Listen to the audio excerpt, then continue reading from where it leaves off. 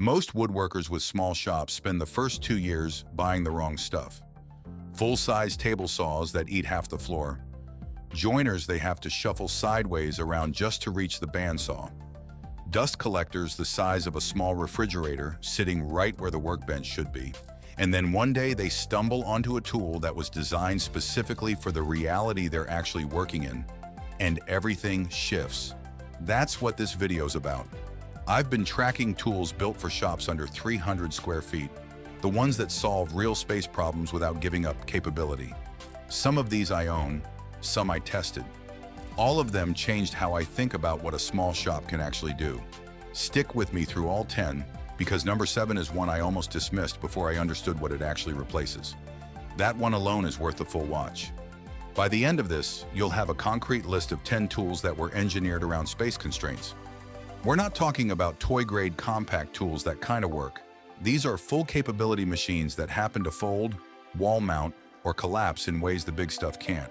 If you're working in a one-car garage or a basement shop, you're going to walk away with a clear picture of what's actually worth your money and your square footage. Let's get into it. Here's the problem most small shop woodworkers run into. The advice online is mostly written by people with 1,000 square foot shops. Buy a cabinet saw, they say. Get a proper joiner. Invest in real dust collection. All of that is sound advice if you have the space. If you don't, it just creates a shop you can't move in, a shop you spend more time navigating than actually using. The tools I'm covering today come from a different philosophy. Compact doesn't mean compromised. It means engineered differently. Folding mechanisms, wall mount systems, benchtop designs that genuinely perform, dual function machines that replace 2 pieces of equipment with 1 footprint. I've also left off anything that's just a smaller version of a standard tool with no real design advantage. Smaller isn't automatically smarter. Every tool on this list is here because it solves a problem the full-size version creates. Number 1, the track saw. If you're working in a small shop and you still own a table saw as your primary ripping machine, this is worth reconsidering. A track saw like the Festool TS55 or the Makita SP6000J does something a table saw physically cannot. The work stays still and the saw moves. That means a full sheet of plywood never needs to travel through a spinning blade in a tight space. You lay the sheet flat on 2 sawhorses or right on the floor, clamp the track, and run the cut. The splinter guard on quality track saws gives you a clean edge on both sides. Makita's track saw system now comes in under $400 for the saw and an 8-foot track, which puts it in reach for a serious hobbyist. No outfeed table required. No 8 feet of clearance on either side of the blade. The cut happens wherever the stock is already sitting. Number 2, the miter saw wall station. The miter saw itself isn't the space-saving piece here. The station is. Wall-mounted miter saw stations like the ones from Rousseau or built around the Craig Universal Mount System fold flat against the wall when you're not using them. The wings drop down, the saw swings back, and you get that floor space returned to you immediately. Most of these systems handle miter saws up to 12 inches and support stock up to 10 feet on either side when deployed. Folded flat, they project about 12 to 14 inches from the wall. That's an enormous trade versus a fixed station that lives in the middle of your shop and never moves. Number 3, the combo joiner planer. This one changes the math on surface milling for small shops completely. The Jet JJP12 is a 12-inch joiner planer in a single machine. Joiner bed on one side, planer on the other. The changeover takes about 30 seconds. One machine, one footprint, 2 functions that used to require 2 separate pieces of equipment and sometimes separate rooms. The 12-inch capacity covers most of what a serious furniture builder actually needs. It weighs around 200 pounds, so it's not going anywhere, but it takes up roughly the same floor space as a single 8-inch joiner. And if you were going to buy both machines separately, the combo unit costs less than the 2 would individually. The JJP12 runs around $1,700. A decent standalone 8-inch joiner runs $700, and a solid 13-inch planer runs another $700. The math works out, and you don't need a second electrical outlet or a second spot on the floor. Number 4, the benchtop bandsaw. People underestimate benchtop bandsaws. The Riken 10-305 and the Wen 3962 are both two-speed units with 9.75-inch resaw capacity. They sit on a stand or on your workbench. When you need the bench space back, they move. A floor-standing 14-inch bandsaw is a better machine in absolute terms, but for someone with 200 square feet of working space, the benchtop option means you have a bandsaw at all. Curves, thin stock resawing, cutting tenons, all of it is possible on a properly tuned benchtop unit. The limitation you'll notice is resaw height, not the quality of the cut. Number 5, the shop vacuum with integrated dust separator. Forget the big central dust collector for now. A two-stage separator like the Oneida Dust Deputy, connected to a quality shop vac, handles 99% of what most small shop woodworkers produce.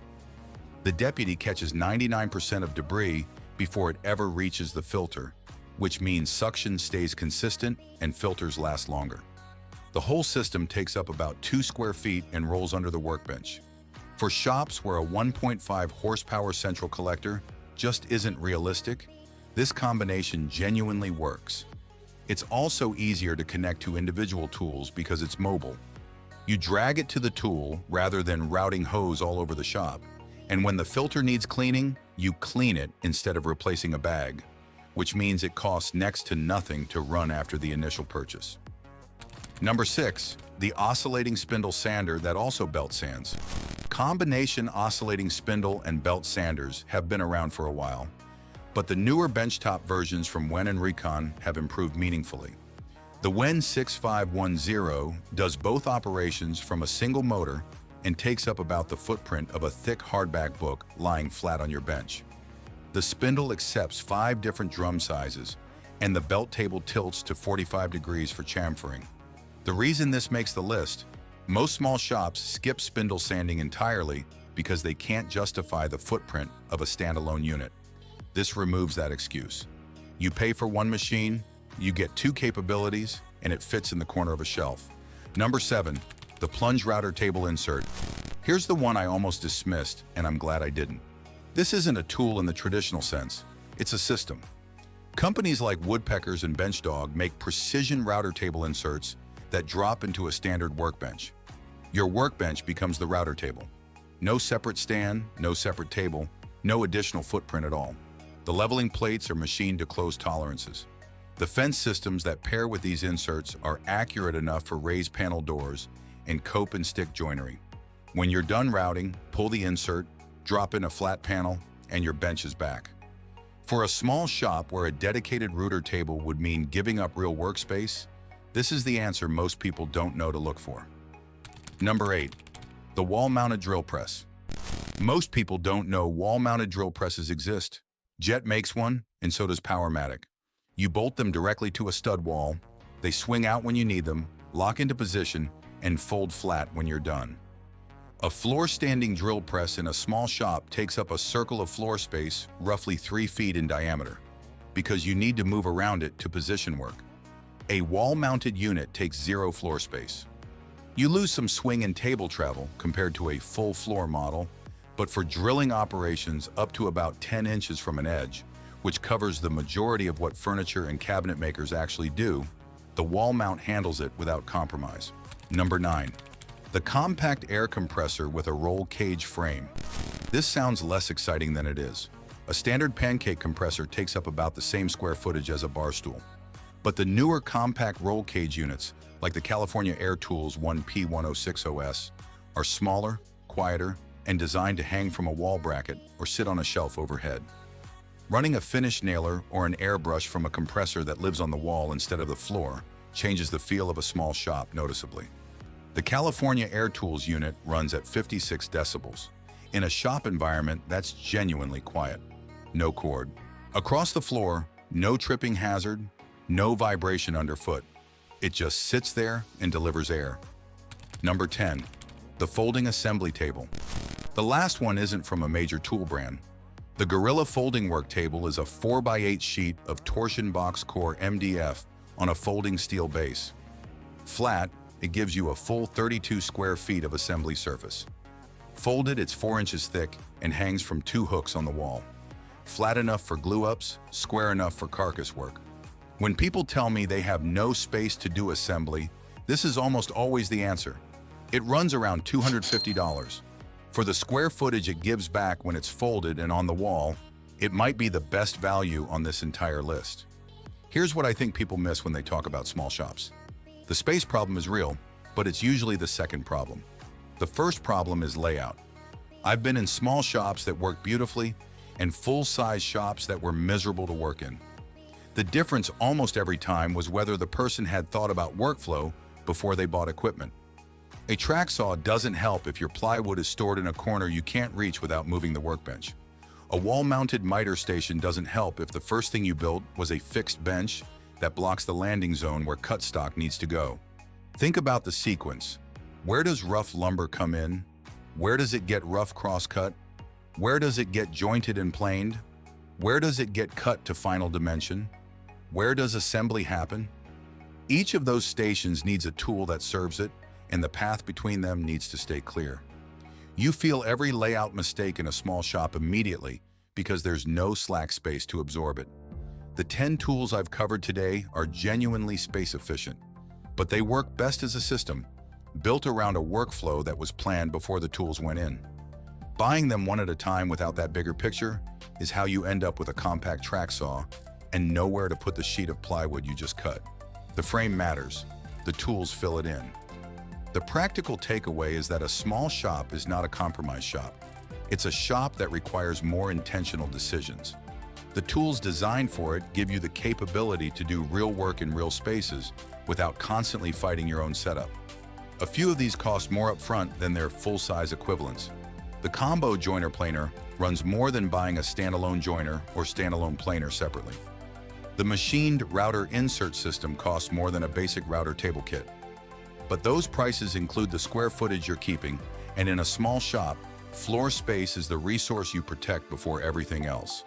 The shops that work well are the ones where every tool earns its spot, on the floor, on the wall, on a shelf.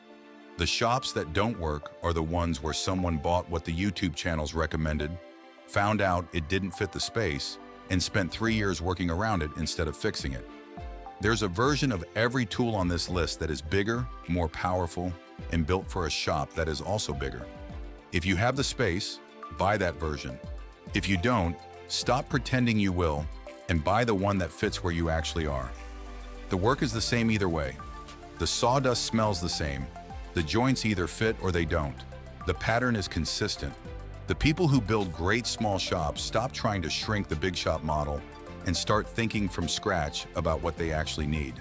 These 10 tools are built around that same idea. They're not scaled down compromises. They're different answers to the same problems, engineered for a different set of constraints. If any of these are already in your shop or you're thinking about adding one, drop it in the comments. I want to know what's working for you. And if this was helpful, the subscribe button keeps more of this coming. Let's go build something.